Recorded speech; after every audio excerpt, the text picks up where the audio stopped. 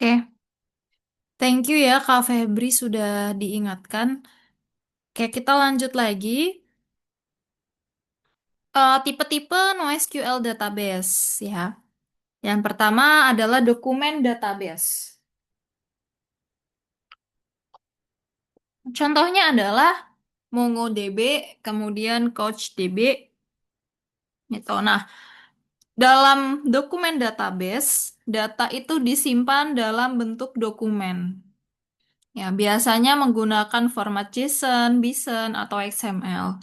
Nah, setiap dokumen itu biasanya berisi pasangan key value dan bisa memiliki struktur yang berbeda-beda.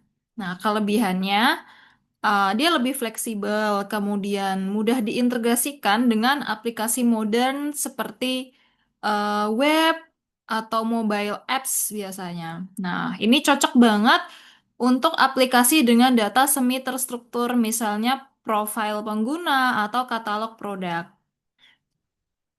Nah, kemudian kolom family. Contohnya ada Cassandra dan HBase. Nah, dalam kolom family, data itu disimpan dalam bentuk kolom, bukan baris ya. Biasanya data itu kan berupa baris ya. Kalau di SQL ke bawah, kalau ini ke samping ya, dalam bentuk kolom. Nah, cocok untuk menangani data besar dengan akses yang cepat pada kolom tertentu. Kelebihannya ya dia lebih efisien untuk analisis big data gitu ya atau big data analytics. Nah, cocok untuk sistem log, data analitik atau penyimpanan time series. Kemudian ada key value store. Contohnya ada Redis dan DynamoDB. Nah, dalam key value store, data itu disimpan dalam bentuk pasangan key value. Nah, mirip dengan dictionary pada Python atau map di Java ya, teman-teman. Nah, jadi setiap key unique dan lainnya itu digunakan untuk mengakses value-nya secara langsung, gitu. Jadi tidak ada yang duplikat ya, karena dia key-nya adalah unik. Key-nya unik dan biasanya digunakan untuk mengakses value-nya secara langsung. Kelebihannya ya dia sangat cepat untuk operasi baca atau tulis. Nah, dia cocok untuk cache, kemudian season storage, sistem dengan kebutuhan performa yang tinggi. Lalu ada graph database, contohnya ada Neo4j, kemudian ada Amazon Neptune. Nah, pada graph database ini data bisa disimpan sebagai nodes atau entity dan relationship atau hubungan antar entity. Cocok untuk data yang saling connect atau saling terhubung karena dia mudah menelusuri koneksi antar data. Nah, cocok untuk apa? Untuk media sosial, kemudian recommendation system, dan network analysis. Seperti itu. Nah, perbandingan SQL dan NoSQL. Ya, kalau SQL teman-teman sudah cukup familiar ya, SQL. Mungkin sudah lumayan ya, udah cukup familiar SQL dibandingin dengan NoSQL ya, sepertinya. Ya, kalau SQL udah jelas ya, teman-teman. Dia eh, relational database. Kalau NoSQL itu kan non-relational database ya. Nah, berdasarkan beberapa aspek, kita bisa lihat perbandingannya dari skema dulu ya. SQL menggunakan fixed schema. Apa itu fixed schema? Jadi fixed schema itu adalah skema yang terdefinisi sejak awal. Artinya, struktur table, baik kolom maupun tipe datanya harus ditentukan terlebih dahulu. Nah, setiap perubahan skema, misal kalau ada penambahan kolom baru gitu ya, itu perlu mengubah struktur database-nya. Nah, kalau di NoSQL itu menggunakan dynamic schema atau fleksibel. Jadi data tidak harus mengikuti format yang sama, karena setiap record bisa punya atribut yang berbeda. Nah, di sini cocok untuk data tidak terstruktur atau semi terstruktur seperti JSON. Kemudian dari segi scaling, nah SQL ini vertical scaling atau scale up. Scale up. Nah, untuk meningkatkan performa biasanya diperlukan menambah kapasitas server seperti RAM, CPU, storage. Nah, kalau NoSQL ini dia horizontal scaling atau scale out. Performa bisa ditingkatkan dengan menambah jumlah server baru. Nah, makanya dia lebih efisien untuk sistem dengan volume data yang terus bertambah ya, teman-teman. Kemudian dari segi Edge properties. Apa itu Edge? Edge itu atomicity, C-nya konsistensi, I-nya isolation, D-nya durability. Ya, jadi SQL ini mendukung full edge compliance. Ya, tadi ya atomicity, konsistensi, isolation, dan durability. Nah, di sini SQL menjamin transaksi data selalu konsisten dan aman. Cocok untuk sistem keuangan nih atau transaksi yang memang bersifat sangat rahasia ya. Kalau NoSQL itu biasanya eventually konsisten. Maksudnya, dia ini fokus pada ketersediaan dan kecepatan. Nah, data bisa sementara tidak konsisten, tapi akan konsisten seiring berjalannya waktu. Seperti itu. Nah, kemudian dari segi query language ya, SQL ini menggunakan structure query language. Nah, bahasa query yang standar dan seragam di semua sistem SQL. Jadi kalau kita pakai MySQL, Postgre, SQL Server, SQLite, Amazon Redshift, BigQuery itu cara penulisannya sama ya. Karena sama-sama menggunakan SQL. Nah, tapi kalau NoSQL itu bervariasi tergantung jenis database-nya. Misal, MongoDB itu pakai query JSON-like. Redis pakai perintah key value. Neo4j pakai Cyper query. Lalu ada data structure. SQL ini datanya disimpan dalam tabel rows dan kolom. Terstruktur ya, dan dia cocok untuk data yang relasinya jelas. Kalau NoSQL, data itu bisa berupa dokumen, key value pairs, kemudian kolom, graph. Nah, dia lebih fleksibel untuk berbagai bentuk data-data yang modern.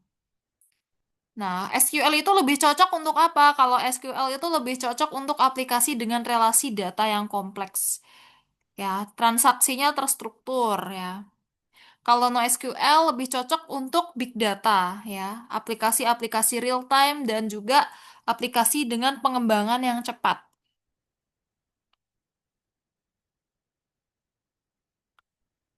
Nah, kapan menggunakan SQL, kapan menggunakan NoSQL? Jadi, kita gunakan SQL ketika data memiliki struktur yang konsisten, ya. Dia punya nama dan tipe kolom yang konsisten, ya. Jadi, SQL cocok untuk apa? Data yang formatnya tetap. Misal, tabel dengan kolom dan tipe data yang jelas. Contoh data pelanggan, transaksi bank, inventaris barang. Nah, kemudian memerlukan exit transaction. Jadi, karena SQL ini mendukung transaksi yang aman dan konsisten ya. Atomicity, konsistensi, isolation, dan durability. Nah, makanya dia cocok untuk sistem keuangan atau sistem dengan data yang sangat rahasia atau aplikasi yang tidak boleh ada duplikasi atau kehilangan data. Kemudian, kalau kita ingin membuat query kompleks dengan join ya. Kemudian cocok kalau kita menggunakan data integrity yang sangat penting karena si SQL ini menjaga integritas data dengan constraint ya, seperti menggunakan foreign key, primary key, unique key. Gitu.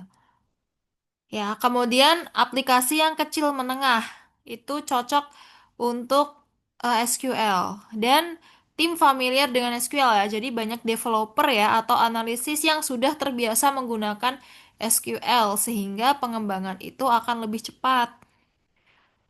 Kemudian kita gunakan NoSQL ketika data tidak terstruktur atau semi terstruktur. Misal datanya itu data JSON, kemudian dokumen, media sosial, sensor IoT, atau log aplikasi yang tidak selalu punya format tetap. Kemudian memerlukan horizontal scaling ya, karena NoSQL ini lebih mudah di scale out dengan menambah server baru agar performa tetap walau data itu terus bertambah. Kemudian rapid prototyping. Jadi kalau struktur datanya fleksibel, ini cocok untuk pengembangan cepat tanpa perlu mendefinisikan skema di awal. Kemudian Big Data Application, jadi NoSQL ini dia mampu menangani volume data yang besar dan juga beragam ya dengan performa yang tinggi seperti sistem rekomendasi atau analitik besar. Lalu Real-Time Analytics. Nah, ini cocok untuk aplikasi yang butuh respon cepat ya terhadap data yang terus berubah seperti dashboard atau notifikasi langsung. Seperti itu. Nah, lalu Geographic Distribution. Jadi NoSQL mendukung sistem terdistribusi di berbagai lokasi ya. Dia menjaga ketersediaan dan kecepatan akses global. Seperti itu.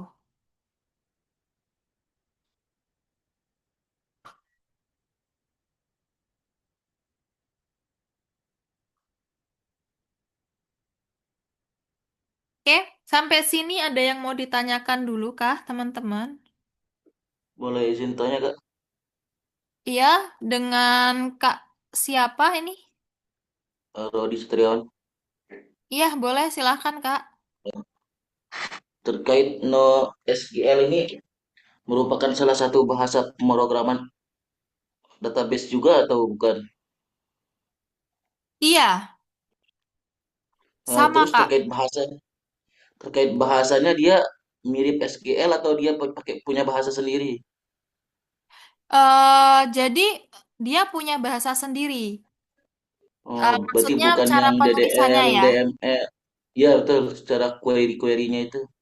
Dia ada DLL, DML dan sebagainya. Cuman tata cara Oh, penulisannya beda. Nanti kita mungkin akan review sedikit ya Kak, gitu. Tapi tetap kok dia iya. ada gimana caranya untuk insert data, delete, untuk nge-find data, kayak gitu Kak. Nah, ini kemarin sedikit bingung saya terkait yang SQL ini kan ternyata banyak banget juga ada Postgres, SQL, SQL Server, MySQL itu kan belum lagi yang lain-lain apalagi banyak banget itu ternyata itu RDMS, RDBMS-nya ya Iya, yang betul, betul Kak. RDBMS-nya. Nah, maksudnya dari RDBMS Relationship Database Management System itu seperti apa, Kak? eh Kalau gini, kalau seperti Postgre, MySQL, kemudian BigQuery gitu ya, Amazon Redshift itu lebih ke layanan yang kita pilih nih Kak untuk kita menyimpan database dan juga mengakses data warehouse-nya. Seperti itu. Jadi gini, Nah, mm, nanti kalau NoSQL itu kita pakai apa dia? kalau NoSQL kita bisa pakai MongoDB. Oh, dia bangun ini ya.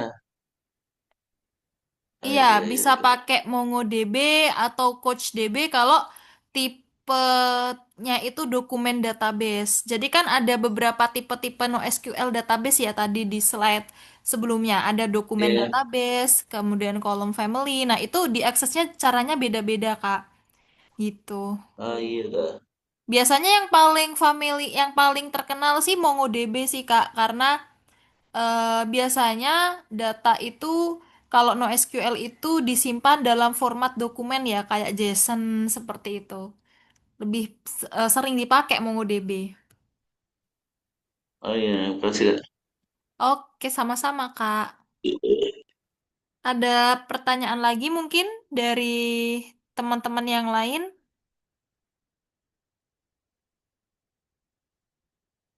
Oh iya, satu lagi, Kak.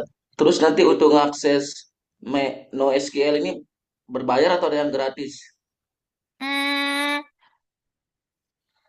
Kalau ini biasanya dapat free dulu ya, Kak. Gitu. Baru nanti berbayar. Jadi tergantung sih kayak kita akses SQL gitu. Ya kalau SQL itu kan ada yang gratis seperti MySQL ini kan dia gratis kan. Makanya Mm-mm. dosen saya tuh pilih pilih pakai MySQL itu karena gratisnya itu.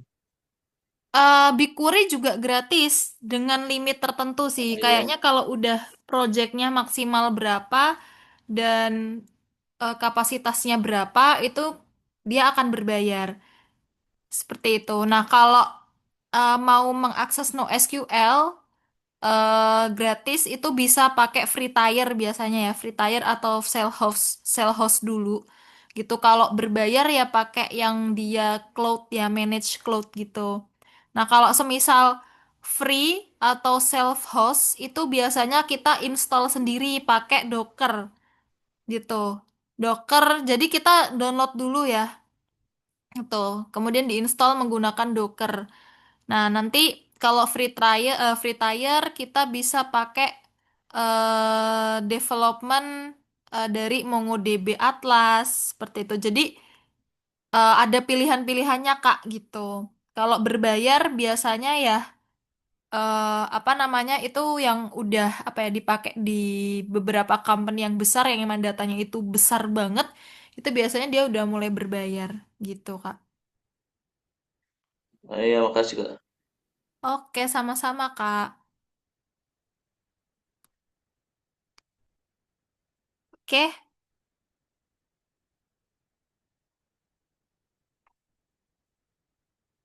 sudah apa namanya? Ini Kak, apa namanya sudah familiar dengan Python ya, tapi ya. Kenapa Kak? Sudah familiar dengan Python ya? Kan saya ikut kelas data analis sebelumnya itu dan sekarang Oh, lagi yang data science juga. oke oke. Jadi Ini, ya, mm-mm. jadi udah saya simak juga materi dari yang Python-nya itu. Oke oke. Oke, Iya jadi Kak. kalau kita mau eh, pakai gratis free tier dari MongoDB Atlas, itu kita bisa bikin connection lewat Python. Oh Itu. bisa ternyata kayak itu ya. Iya, ini ntar aku coba share ini ya Kak. Apa namanya? Yang punya. Bentar.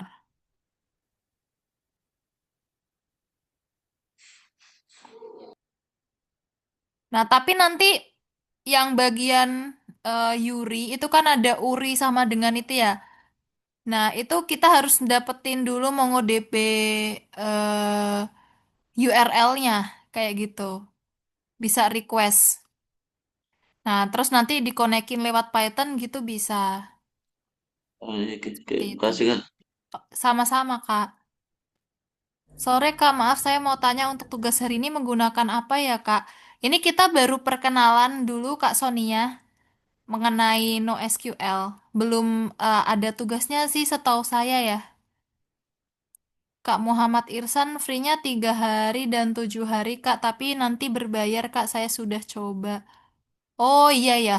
Soalnya saya belum nyoba semuanya ya. Kalaupun pakai itu biasanya yang gratis itu cuman pakai pas yang di MongoDB aja gitu. Ternyata ini ya. Oke, terima kasih ya Kak untuk infonya. Oke, Kak untuk vektor DB biasa pengaplikasian kira-kira masuk NoSQL atau SQL Kak. Oke. Terima kasih Kak Kif pertanyaannya bagus banget. Nah, jadi emang sering bikin bingung banyak orang ya di sini. Untuk vektor database atau vektor DB nih, termasuk jenis NoSQL database gitu. Dia bukan SQL. Nah, kenapa? Karena nih vektor DB itu dia database yang dirancang khusus untuk menyimpan dan mencari data dalam bentuk vektor embeddings ya. Nah, apa itu? Jadi ya itu dia merepresentasikan numerik dari teks, dari gambar, dari audio atau video yang dihasilkan oleh model AI. Ya, biasanya dari OpenAI, kemudian dari Hugging Face, dan dari Sama. platform lainnya ya. Nah, contoh penggunaannya gimana ya? Jadi, contoh penggunaannya nih misal chatbot ya yang berbasis Retrieval Augmented Generation atau RAG ya. Kemudian semantic search ya, pencarian berdasarkan makna bukan kata literal misal. Lalu apalagi recommendation system, misal kesamaan preferensi pengguna. Kayak gitu. Nah, kenapa vektor DB itu termasuk NoSQL? Karena dia tidak menggunakan table relational. Jadi data itu disimpan di dalam format dokumen atau key value. Bukan table ya yang kayak di SQL gitu. Nah, dia menggunakan API khusus biasanya untuk query-nya. Seperti kayak vector similarity search. Ya, bukan select from where. Ya, kemudian skemanya dia fleksibel. Jadi setiap record itu dia bisa punya struktur yang berbeda gitu. Dan dia base-nya ini berbasis API atau JSON-like structure. Nah, biasanya dia bisa diakses lewat apa aja, REST gitu ya. SDK gitu, bukan bahasa SQL pada umumnya. Seperti itu ya Kak Kif. Apakah menjawab Kak Kif?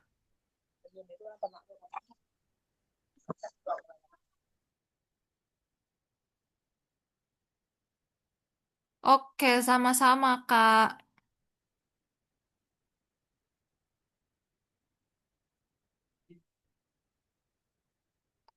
Oke,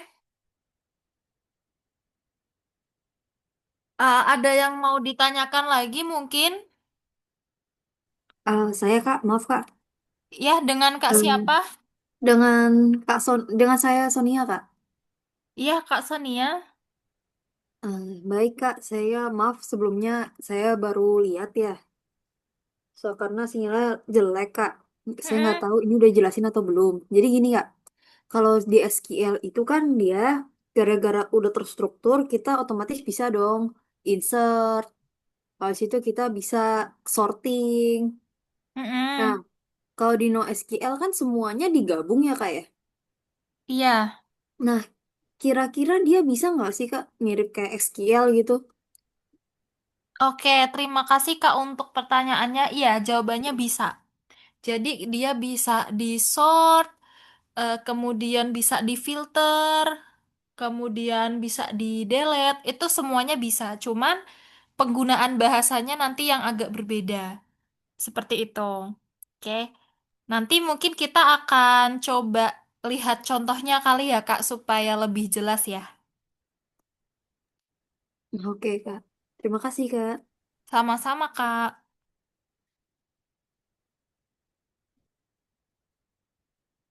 Oke. Aman ya, teman-teman? Aman, Kak. Oke, kalau gitu kita lanjut ya. Nah, ini contoh dari dokumen database ya, teman-teman. Di sini terlihat apa bahwa kita query tersebut menggunakan MongoDB. Ya, apa itu MongoDB tadi ya? Database NoSQL yang menyimpan data dalam format BISON atau binary JSON. Dia mirip seperti JSON. Apa itu JSON?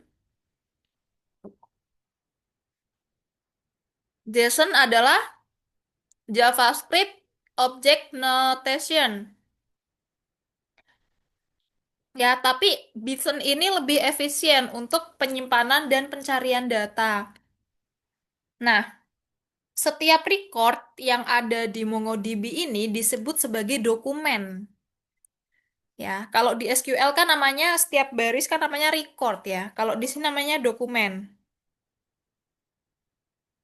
Dan sekumpulan dokumen ini disimpan dalam collection ya, mirip dengan tabel di SQL. Seperti itu. Fitur utama MongoDB ada apa aja? Ada dokumen oriented ya. Nah, contohnya nih di sini ya, ada eh query JSON, nama John D, email john@example.com, hobinya membaca dan berenang. Ya, ini adalah dokumen oriented. Kemudian schemaless. Jadi dia tidak perlu mendefinisikan struktur data sebelumnya karena dia sangat fleksibel dan cocok untuk data yang sering berubah. Ya. Lalu dia indexing. Dia support berbagai jenis indeks untuk query yang cepat. Replication, dia high availability dengan replika sets. Ya, makanya dia mendukung replika set ya, penyimpanan data di server untuk high availability. Lalu sharding, dia mendukung horizontal partitioning. Artinya data bisa dibagi ke server yang shared untuk meningkatkan scalability. Nah, ini contohnya nih ada ya, ID sama ID titik dua, objek ID, nama, email, alamat, jalan, kota, kode pos. Mungkin sedikit berantakan ya kalau NoSQL itu ya penulisannya. Nah, ID ini merujuk ke ID unik untuk setiap dokumen, otomatis dibuat oleh MongoDB di sini. Ya, jadi dia generate otomatis. Lalu nama, email, alamat hobi ini adalah field yang menyimpan berbagai tipe data, ada string, array, dan objek. Lalu ada created at. Created at itu adalah tanggal dibuatnya data. Itu. Oke. Nah, kemudian struktur MongoDB ada collection dan dokumen. Yang pertama database. Ya, database ini dia adalah kontainer fisik untuk collection. Jadi, setiap database memiliki file terpisah di sistem. Kemudian dokumen itu merujuk ke record dalam MongoDB. Nah, dia setara dengan row dalam database relational atau dalam SQL ya. Kemudian collection itu adalah grup dari MongoDB Documents. Dia setara dengan tabel di database relasional atau setara dengan tabel di SQL. Kemudian ada field ini adalah key value pair dalam dokumen. Dia setara dengan kolom ya, kolom seperti primary key, foreign key gitu ya dalam database relational. Nah, ini contoh query-nya ya, teman-teman. Ya, query dasar. Dari sini mungkin teman-teman ada yang bisa menjelaskan perintahnya apa sih sebenarnya ini?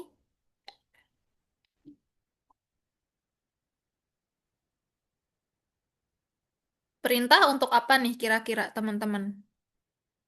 Masukin data, Input data. Iya, input. betul. Jadi ini perintah untuk menambahkan atau memasukkan data ke dalam apa? Ke dalam apa nih pilihannya? Ke dalam database, dokumen, collection, atau field? Ya, perintah untuk masukin data kemana? Ke dalam kolom atau collection. Ya, betul. Ke dalam collection. Karena collection di NoSQL itu sama kayak table ya. Table di SQL. Jadi ini adalah insert single dokumen ke dalam collection. Seperti itu. Kayak kita istilah kalau di SQL itu menambahkan baris atau row ya ke dalam table, insert table. Seperti itu. Nah, jadi kita menambahkan satu dokumen bernama apa? Alice ya. Di sini kita insert one karena kita menambahkan satu dokumen. Jadi perintah ini insert single dokumen db users insert one nama Alice, email dan H25 karena kita menambahkan satu record aja. Ya, kita menambahkan satu dokumen aja. Nah, kemudian kalau menambahkan beberapa dokumen sekaligus, gimana caranya? Caranya adalah ini ya, DB user insert many. Ini ya. DB users insert many. Nah, itu adalah cara untuk menambahkan beberapa dokumen sekaligus ke dalam collection. Ya, di sini kita insert ada Bob, emailnya bob@example.com h30, lalu name Charlie, emailnya charlie@example.com h35. Itu. Nah, kalau insert many itu dia digunakan untuk menambahkan beberapa dokumen sekaligus. Nah, hasilnya nanti dalam satu collection bernama misal collection users ya, atau table users kalau di SQL ya, berisi 3 record ya, jadinya Alice, Bob, dan Charlie. Oke, kemudian find data. Ya, find data digunakan untuk apa? Find data digunakan untuk eh, mengambil data dari collection. Ya, mengambil data dari collection. Atau menampilkan dokumen di dalam collection ya. DB itu database aktif. Users itu nama collection atau kalau di SQL namanya nama table ya. Find itu untuk menampilkan semua dokumen dalam collection users. Oke.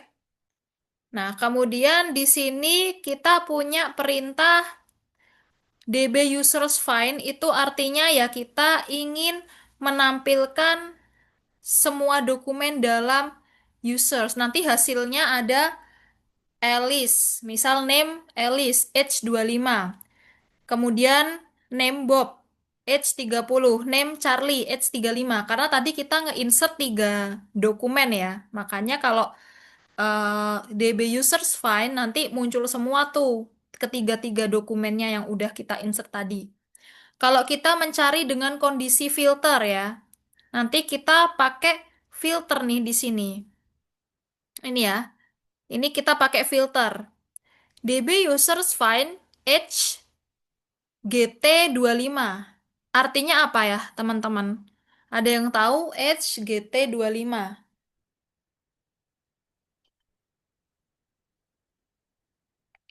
Greater than. Oke, betul. Ya, GT itu artinya greater than. Nah, di sini operator untuk perbandingan ya di MongoDB. Lebih dari. Jadi nanti yang muncul ya data-data yang H-nya lebih dari 25. Nanti berarti yang muncul ada Bob dengan H30 dan Charlie dengan H35. Kemudian filter dengan beberapa kondisi. Di sini ada DB users find, H-nya GTE25 name Alice.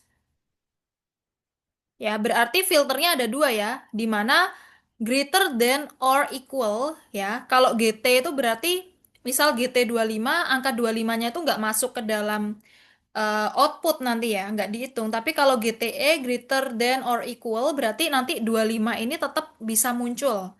Itu bedanya GT dan GTE ya.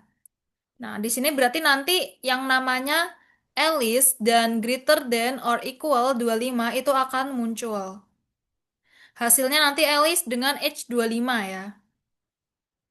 Kemudian ini mencari satu dokumen dengan email alice@example.com. Nah, nanti dia akan muncul namanya Alice, emailnya alice@example.com, H-nya 25. Seperti itu. Oke, oh ini ada pertanyaan. Untuk fungsi insert data yang multiple dokumen, ya, misal untuk dokumen pertama itu ada 3 field, kemudian dokumen kedua berisi 4 field. Misalnya field keempatnya berisikan alamat. Apakah itu bisa dilakukan?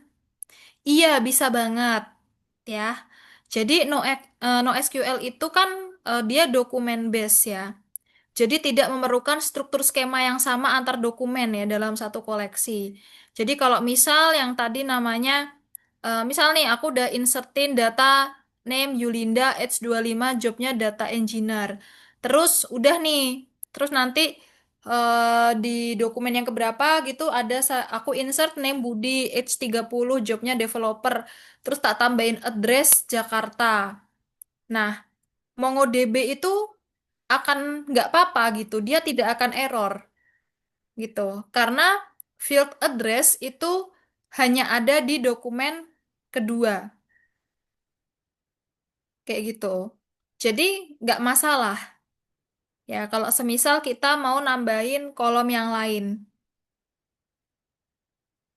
gitu. Ya biasanya kalau di SQL kan kalau misal kita masukin value yang nggak ada di kolom yang sudah disediakan itu error ya. Kalau ini enggak. Iya betul, nggak perlu setting field ya. Kalau NoSQL tidak memerlukan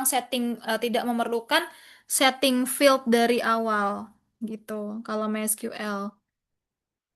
Nah, kalau SQL, Izin Kak, nah dia perlu. Ya, gimana Kak? berarti nanti otomatis dia buat kolom sendiri atau gimana tuh? Iya, otomatis. Oh, otomatis dia ngenal kalau itu kolom address gitu. Iya, betul. Oh, enggak, berarti berarti sebenarnya lebih fleksibel yang ini ya, yang NoSQL ini ya.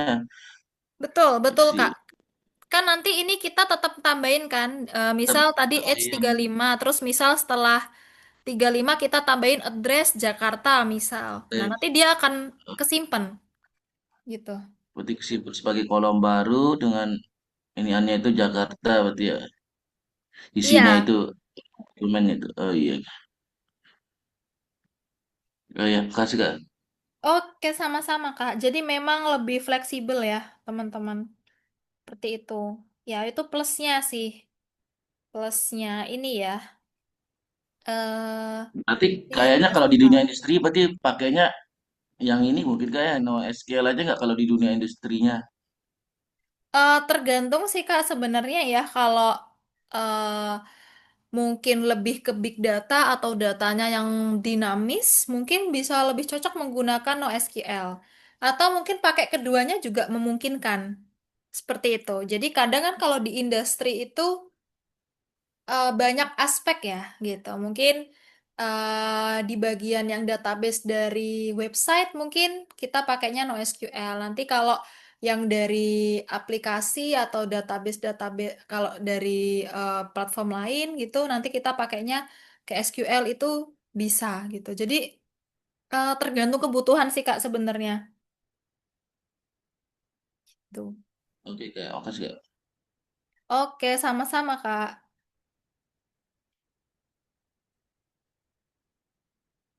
Oke. Ya, teman-teman, mungkin kita akan break dulu sekitar 5 menitan. Ya, barangkali teman-teman ada yang mau ke belakang atau mau apa namanya minum-minum dulu, juga dipersilahkan ya. Oke, nanti 5 menit lagi kita balik ke Zoom ya, teman-teman. Kita lanjutin di bagian yang update data ya. Tadi kita akan sampai find data, terus nanti next kita ke update data. Oke, silahkan teman-teman.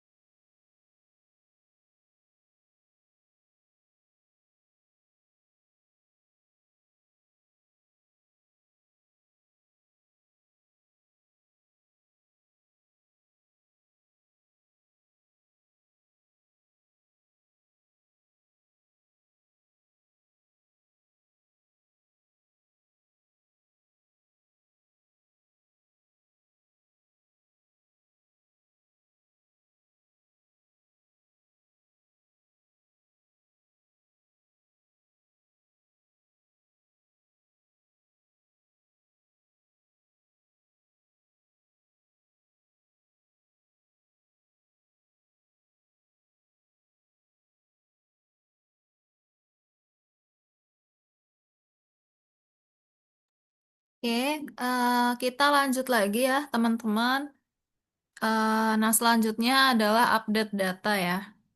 Nah, update data seperti namanya ini digunakan ya untuk mengupdate informasi data seperti itu. Nah, jadi di sini contoh query untuk mengubah data di MongoDB. Ya, ada update one. Update one itu untuk memperbarui satu dokumen. Kalau update many itu untuk memperbarui banyak dokumen sekaligus. Ya, contoh nih kalau kita mengupdate satu dokumen ya, DB users update one name Alice set age-nya 26 City Jakarta. Ya, berarti di sini ya bagian pertama Alice ya itu adalah filter ya. Itu. Jadi digunakan untuk mencari dokumen mana yang akan diubah. Nah, di sini kita ingin mengubah dokumen yang namanya Alice. Kemudian bagian kedua ada set H26 City Jakarta. Ini untuk menentukan field dan nilai baru yang ingin diubah. Artinya, ya, cari user yang bernama Alice, lalu ubah umur age ya menjadi 26 dan tambahkan field city dengan nilai Jakarta. Tadi kan fieldnya hanya name, age, dan email ya, gitu.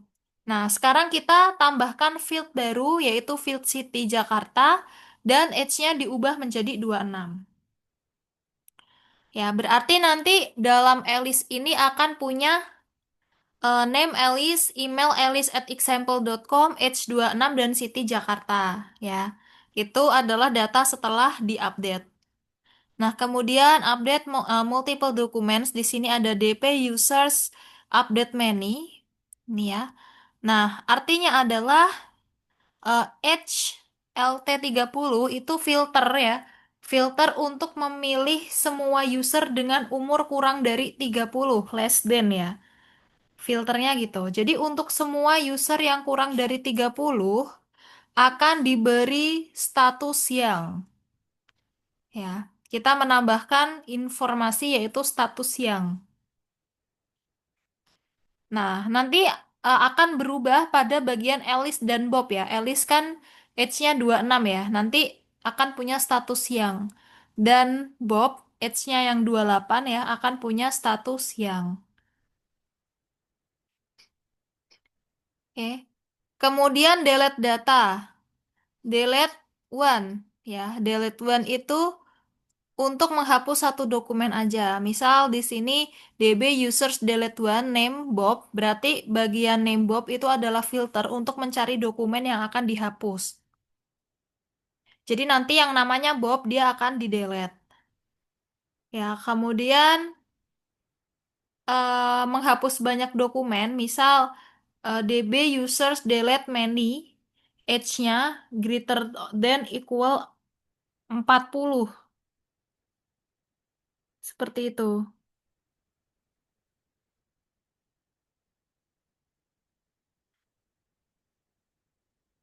Oke. Nah, jadi untuk semua dokumen yang memiliki umur lebih besar atau sama dengan 40, ini datanya akan dihapus. Seperti itu ya, teman-teman. Nah, ini ya. Ini versi kecilnya, ini versi yang lebih besar ya, teman-teman, lebih jelas.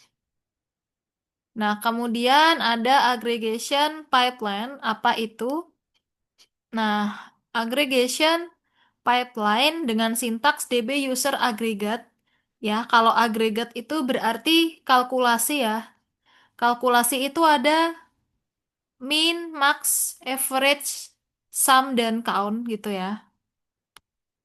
Maksudnya apa? Di sini DB user aggregate kita bahas dulu. Yang pertama, ini ada match age greater than equal 25. Artinya adalah menyaring atau memfilter data supaya hanya menampilkan user yang umurnya lebih besar sama dengan 25 tahun. Ya, jadi dia udah ngasih filter nih. Kita akan fokus ke user yang umurnya lebih besar sama dengan 25. Kemudian grup, ya. Grupnya apa? Ada ID, city, dan average age sama dengan average age. Artinya, kita akan mengelompokkan data berdasarkan city. Ya, kita akan group by. Kalau di SQL namanya group by ya.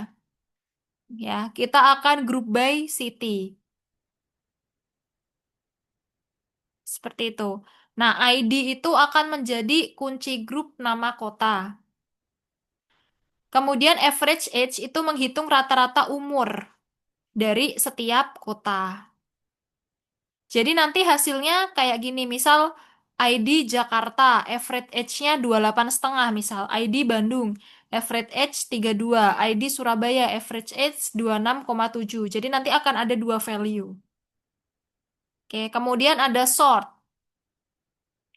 Sort average age min 1. Artinya apa? Kita akan mengurutkan hasil atau outputnya berdasarkan average age descending ya. -1 artinya descending. Kalau mau ascending kita gunakan 1 ya. Gitu. Kalau di sini kan kita -1 ya. -1 berarti descending. Kalau ascending 1. Seperti itu.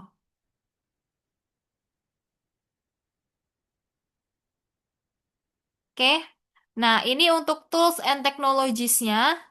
Jadi untuk MongoDB itu ada database server, ada MongoDB Community atau Enterprise, lalu ada MongoDB Atlas atau Cloud, ini bisa pakai Python.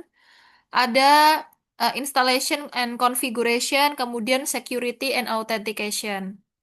Kemudian untuk Mongo Compass ada GUI tool untuk MongoDB, ada Visual Query Builder, skema analisis, performance monitoring, dan data import atau export. Lalu untuk Python data analysis atau library ya, ada Pandas ya, kita pakai Pandas, Data Frame of Operation, CSV JSON, Perquit Support, Data Cleaning, Transformation, Integration dengan MongoDB. Seperti itu. Nah, untuk tools-tools yang lain ada PyMongo, ada Robot-T3, Studio-T3, ada MongoDB Shell, kemudian ada Apache Arrow ya. Jadi ada opsi-opsinya ya. Kita mau menggunakan yang mana aja.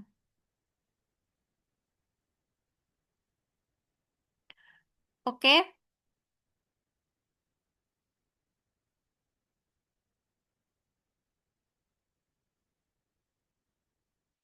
Nah, sampai sini teman-teman ada yang mau ditanyakan terkait materi hari ini?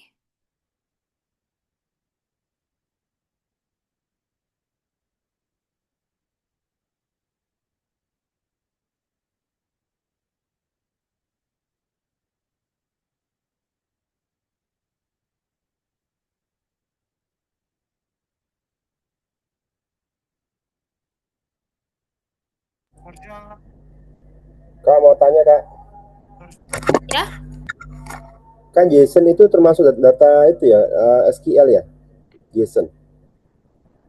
Jason, maksudnya gimana tuh, Kak? Enggak, maksud saya JSON itu termasuk kayak semacam database gitu atau gimana kak? JSON itu. Jason, iya, betul. Kalau SQL itu kan datanya disimpan dalam bentuk tabel ya. Kalau NoSQL datanya disimpan dalam bentuk JSON. JSON itu contohnya kayak gini, Kak. Ntar aku kirim ke chat Zoom ya. Nah, contohnya kayak gini. Kalau di SQL ya yang aku kirim ke chat Zoom, kalau di SQL itu kan bentuknya kolom ya. Ada kolom name isinya Yulinda, terus kolom age isinya 25, kolom skills isinya Python, SQL, ETL. Kalau di SQL kan kayak gitu ya. Nah, kalau di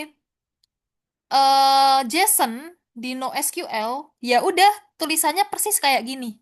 Jadi dia tidak ada kolomnya, Kak. Dia persis kayak gini pakai kurung kurawal, ada name, age, skills kayak gitu. Jadi dia tidak terstruktur ya, gitu. Oke, kopi Kak, baik Kak. Kalau yang di Pandas, kalau di Python dia pakai Pandas, library Pandas berarti Kak ya? Iya, betul, Kak. Baik Kak, terima kasih. Oke, sama-sama, Kak.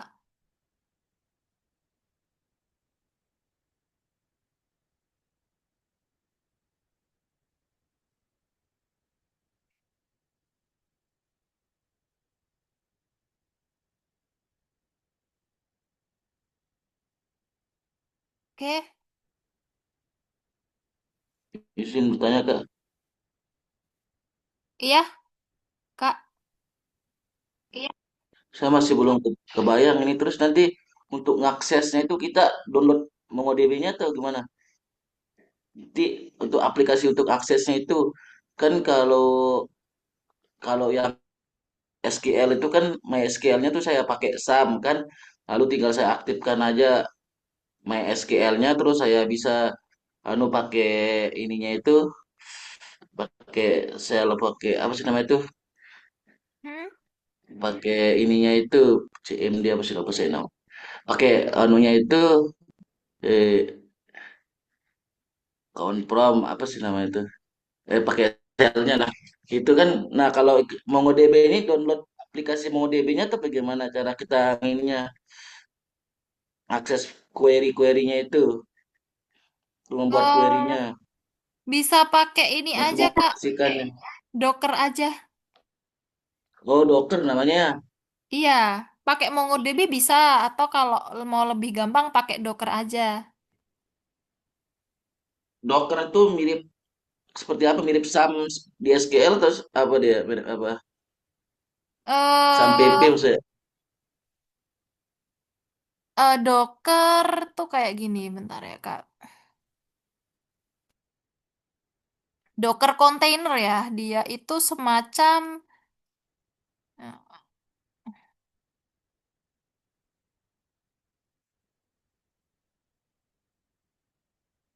nah gini, jadi kita harus instalasi dulu ya di Docker. Nah, kemudian eh jadi kayak kita menjalankan Mongo di Docker. Pernah tahu Heidi SQL nggak, Kak? Heidi SQL atau di Beaver nggak? Belum pernah. Jadi MySQL itu kan bisa dijalankan di MySQL Workbench ya. Bisa juga dijalankan di localhost. Bisa juga dijalankan di Beaver ya. Jadi di Beaver itu bisa menjalankan MySQL, Postgre bisa, Amazon juga bisa gitu. Nah, Docker container ini bisa untuk menjalankan image Mongo gitu. Nah, ini tuh kalau baru mau mengenal itu lebih baik kita akses Docker container aja. Seperti itu. Ya, jadi kakaknya instalasi Docker container kemudian nanti untuk akses NoSQL. Ya, kalau kita mau step by stepnya, kita download dulu aja di Docker desktop ya. Aku linknya aku share ya Kak di sini di chat Zoom ada tuh. Nah, jadi kita install dulu ya, install dulu Docker desktopnya. Ada pilihan kok untuk Windows atau Mac atau Linux gitu. Gitu. Nah, kemudian nanti kita run dulu gitu ya. Ya, run MongoDB dengan Docker bisa menggunakan bash-nya. Kalau kita udah install tapi ya bisa pakai yang command prompt itu loh. Kita Docker run name MongoDB misal kayak gini di command prompt. Jadi harus dipasang dulu, Kak. Gitu. Ya. Jadi kita run dulu. Nah, ini bisa keren kalau apa Dockernya sudah terinstall ya. Gitu. Berarti yang penting udah terinstall Dockernya, terus sama apa tadi itu? Nanti MongoDB-nya baru kita bisa operasikan di ini ya di command prompt-nya. Iya, Di command prompt-nya. Oh iya ya, agak suka. Oke.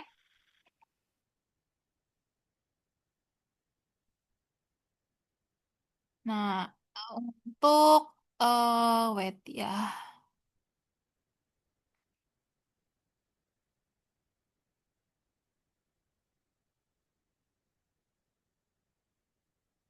Aku coba bantuin cari caranya ya, Kak. Mungkin boleh dicoba.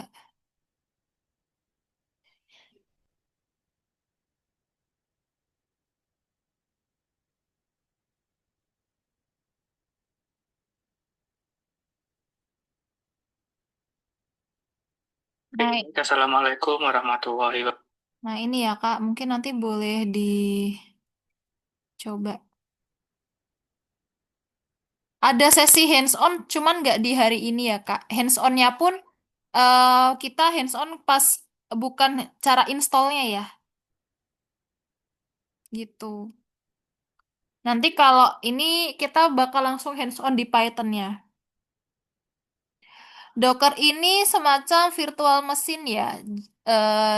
Ya, Docker mirip dengan virtual mesin ya, karena bisa menjalankan aplikasi yang terisolasi seperti itu. Cuman bedanya kalau Docker ini eh, menjalankan aplikasinya itu di atasnya host OS kernel. Ya, kemudian komponennya kontainer ya. Kalau virtual mesin komponennya virtual US gitu. Nah, kemudian lebih ringan juga, lebih cepat. Kalau virtual mesin biasanya lebih berat, lebih lambat, lebih boros, seperti itu. Jadi ya agak mirip tapi nggak mirip banget gitu. Konsepnya doang yang mirip seperti itu. Karena bedanya kalau Docker pakai eh, containerization, kalau virtual mesin pakainya virtualization. Seperti itu. Ada yang mau ditanyakan lagi, teman-teman?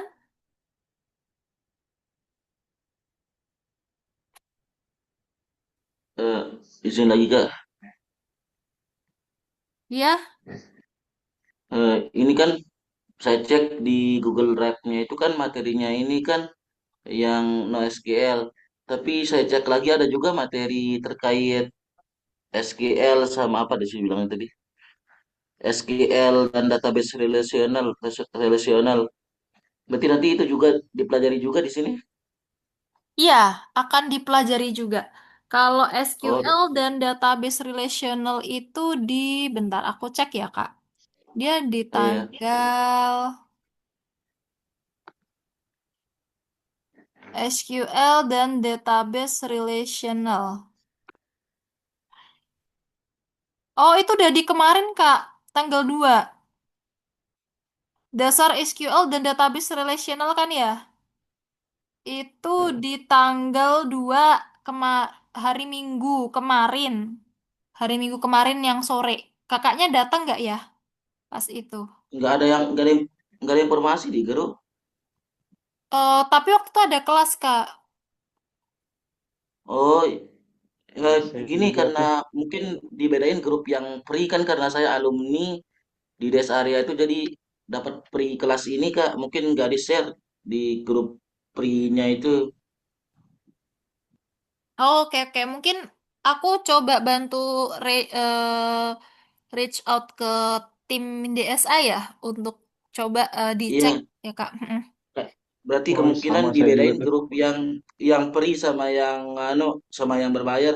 Karena kan saya yang data engineer ini tuh saya ikut yang free karena saya alumni data analis tuh. Tapi saya juga lagi Mm-mm. ikut yang sekarang yang data data science yang berbayarnya. Oh, oke, oke, I see. Oke, Kak, nanti saya coba sampaikan ya, Ya, Kak ya. saya kira libur karena gak ada informasi apa-apa di grup soalnya. Oh, Saya oke, juga oke. sama itu. Oh, berarti banyak yang ke skip ya? Kemungkinan semua yang di grup free itu skip. Iya, Oh, alah, oke, oke. Heeh. Oke, nanti tak coba bilang ke tim ya, Kak ya. kalau nggak Ya, recordnya aja makasih mungkin. Kak. Oke, oke. Heeh.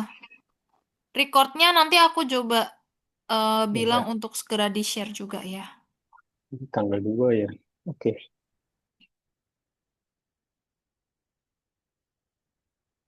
Oke.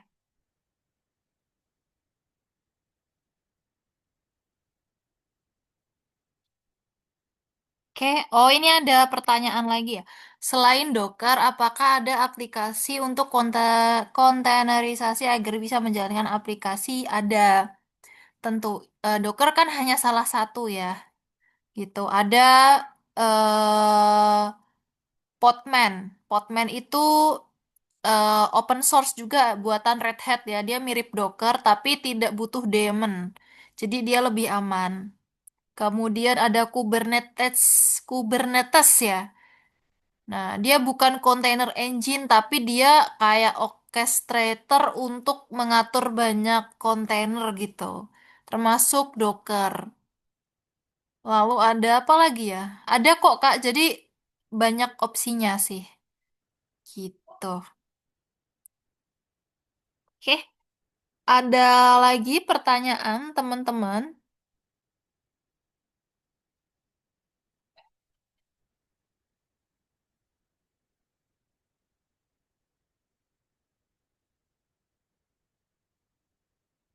Ada yang perlu kami siapkan untuk hands-on. Nanti kita hands-onnya pakai Python dan kita pakai di Python aja. Untuk ETL sih, Kak, nanti hands-onnya. Gitu. Yang penting Google Colab aja sih.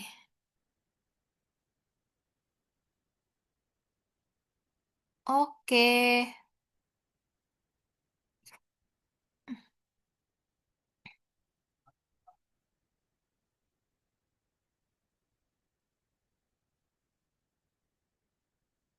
Apakah perlu Docker untuk hands-on-nya nanti di iya, boleh diinstal aja ya, Kak. Itu. Yang penting nanti environment-nya udah ada dulu ya Docker-nya.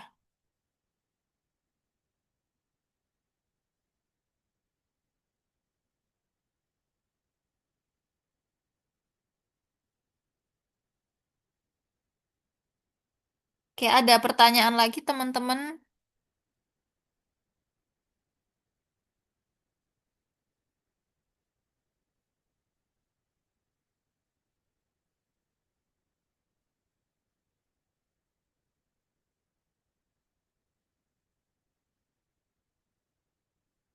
Oke, kalau tidak ada mungkin untuk pertemuan hari ini sudah selesai. Sekian dulu dari saya.